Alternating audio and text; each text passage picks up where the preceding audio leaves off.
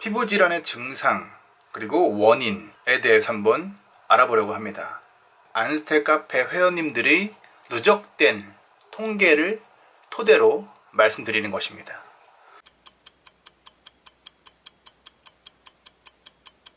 이것들은 바로 증상이 되는 거죠. 모든 증상에는 원인이 있습니다. 제가 우리 안스테 카페 회원님들의 통계를 보았을 때는 환경의 변화라고 정리할 수 있겠습니다. 환경의 변화라는 것은 여러 가지를 포함하고 있는데요. 지구를 얘기합니다. 크게 볼 때는 지구가 어떻게 바뀌었느냐, 그리고 그 바뀐 지구는 어떤 영향을 주는가를 볼 수 있겠죠.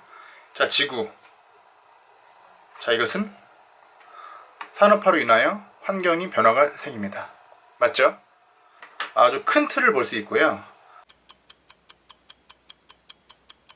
지구에서 대한민국에서 내가 다니는 직장과 가정, 학교로, 그리고 다시 나의 인체로 환경의 변화는 바로 관점을 이동시켜 바라볼 필요가 있습니다. 정말 중요한 내용입니다.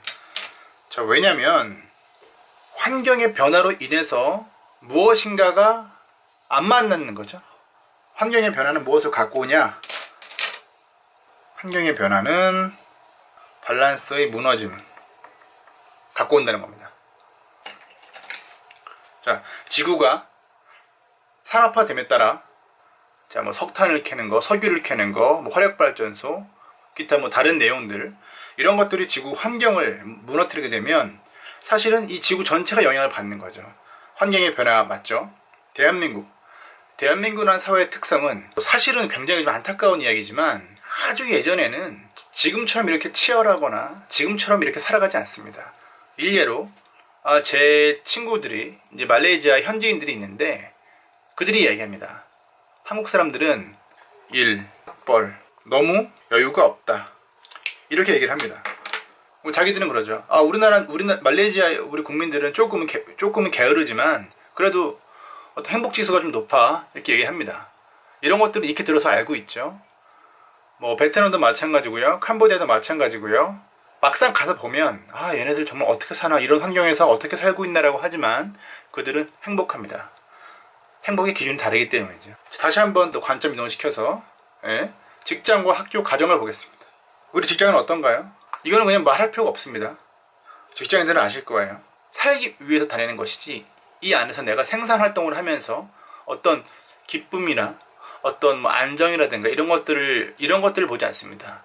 이 대한민국 사회에 적응하기 위해서 학교 뭡니까? 직장을 가기 위해서 다니는 거 아닙니까? 마찬가지로 대한민국 사회에 적응하기 위해서 얼마나 경쟁이 치열합니까? 이게 정말 순수한 교육인가요? 입시 위주 대학을 가기 위해서 산업화가 됨에 따라서 이런 부수적인 것들이 더 따라오게 되는 겁니다.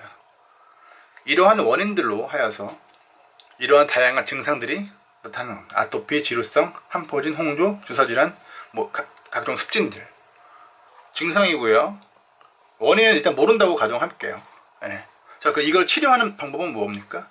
뭘까요? 증상은 다른데 뭐 곰팡이균이 정확히 나타나는 게 아니면 무좀이라고 무좀 같은 거라고 보면 되겠죠. 이런 게 아니면 글쎄 뭐 원인은 뭐 혈관이 늘어났어, 뭐 아토피야, 뭐 알 수 없어, 뭐 무엇이야. 어쨌든 치료 방법은 양방에서는 스테로이드, 히스타민, 이것들은 면역기관을 인위적으로 조정하죠. 아까 말씀드렸듯이 이 원인은 사실은 환경의 변화에 의해서 나타나는 것들이 맞다고 지금 볼 수밖에 없습니다. 스테로이드 제제와 히스타민 제제, 면역을 인위적으로 조정하는 겁니다.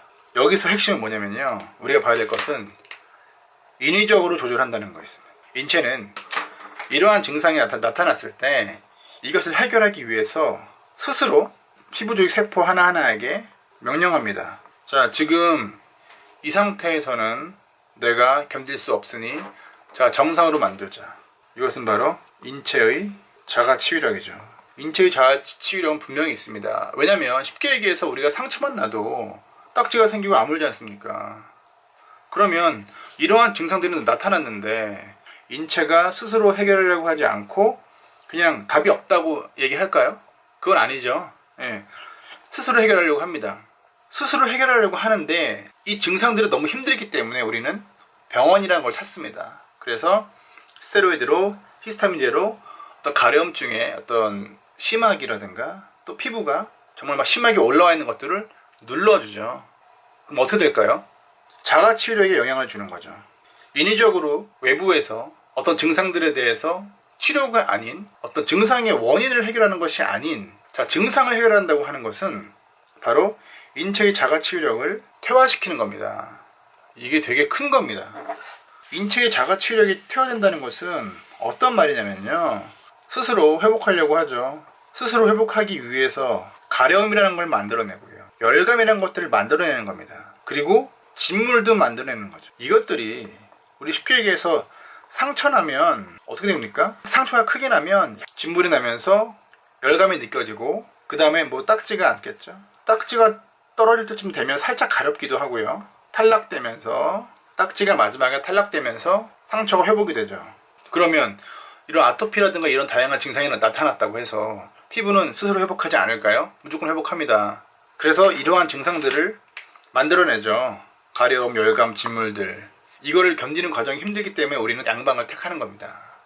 인체는 이러한 과정들을 통해서 회복해야겠다. 행동이라고 말씀드릴게요. 행동을 하는데 외부 물질로 인위적으로 완화가 된다면 그러면 이렇게 되겠죠. 외부에서 알아서 다 해주네.